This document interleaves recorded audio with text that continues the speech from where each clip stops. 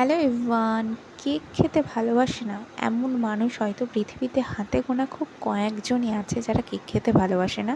তো ফার্স্টেই বলি, আমি সেই হাতে গোনা মানুষের মধ্যে পড়ি না। কারণ কেক খেতে আমি ভীষণ ভালোবাসি, আমার ভীষণ পছন্দের খাবার হচ্ছে কেক।